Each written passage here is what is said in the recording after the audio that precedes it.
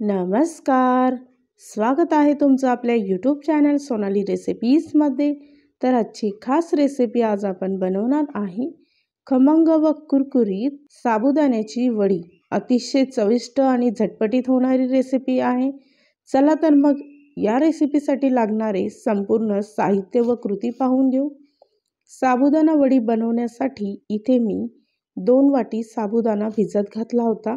साबुदाणा रात्रभर भिजत घातल्यानंतर अतिशय सॉफ्ट अशा पद्धतीचा साबुदाणा मिळेल। सर्व साबुदाणा एका भांड्यामध्ये काढून त्यानंतर इथे मी 4 हिरव्या मिरच्या घेतल्या आहे, 1 आल्याचा लहान तुकडा, 3 ते 4 लसणाच्या पाकळ्या मिक्सरमध्ये बारीक वाटून घ्यायचं आहे। तयार केलेली पेस्ट साबुदाण्यामध्ये टाकून त्याचबरोबर 1 छोटा चमचा जिरे घ्यायचं आहे। इथे मी 3 बटाटे अर्धे अर्धे कापून शिजवून घेतले आहे, त्याची साल काढून साबुदाण्यामध्ये टाकायचं आहे। त्याचबरोबर अर्धी वाटी भाजलेले शेंगदाणे त्याचा बारीक कूट करून घेतला आहे व त्याचबरोबर 1 चमचा गरम मसाला घेऊन चवीपुरता मीठ घ्यायचं आहे व बारीक चिरलेला कोथिंबीर टाकून सर्व मिश्रण एकजीव करून घ्यायचं आहे। तर अशा पद्धतीने सर्व साहित्य एकत्रित मिक्स करून घ्यायचं आहे। जास्त वेळेसाठी जर का तुम्हाला वडी कुरकुरीत हवी असेल किंवा जास्त वेळ टिकवून ठेवायची असेल तर तुम्ही यामध्ये 4 ते 5 चमचे तांदळाचं पीठ घालू शकता, त्यामुळे वडी अतिशय कुरकुरीत तयार होते। तर इथे मी एका ट्रेला तेल लावून घेतलं आहे व तयार केलेलं वडीचं मिश्रण यामध्ये पसरवून घेतलं।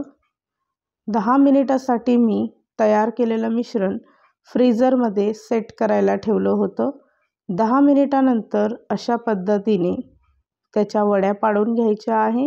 अशा पद्धतीने वड्या तयार करून तुम्ही फ्रीजमध्ये 8 ते 10 दिवसासाठी आरामात ठेवू शकतात। दुसऱ्या बाजूला इथे एका पॅनमध्ये तेल गरम करायला ठेवलं आहे। तेल कडकडीत गरम झाल्यानंतर गॅसचा फ्लेम मध्यम आचेवर ठेवून अशा पद्धतीने सर्व वड्या दोन्ही बाजूने गोल्डन ब्राऊन रंग येईपर्यंत फ्राय करून घ्यायच्या आहेत। 2 ते 3 मिनिटांमध्येच वड्या अतिशय खरपूस अशा तळल्या जातात। तर त्यातील एक्स्ट्राचं तेल काढून घ्यायचं आहे। या रेसिपीसाठी लागणारे संपूर्ण साहित्य व कृती मी तुम्हाला डिस्क्रिप्शन बॉक्समध्ये दिले आहेत, तर तुम्ही तिथे जाऊन चेक करू शकता।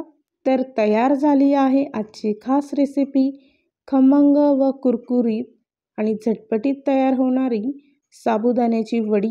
अतिशय सोपी रेसिपी आहे। जर का तुम्हाला हा माझा व्हिडिओ आवडला असेल तर प्लीज लाईक, शेअर आणि कमेंट करा। चॅनलवर नवीन असाल तर सबस्क्राईब करा। सबस्क्राईब केल्यामुळे काय होईल, जेव्हा मी नवीन व्हिडिओ अपलोड करेन त्याचं नोटिफिकेशन तुमच्या मोबाईलवर येईल।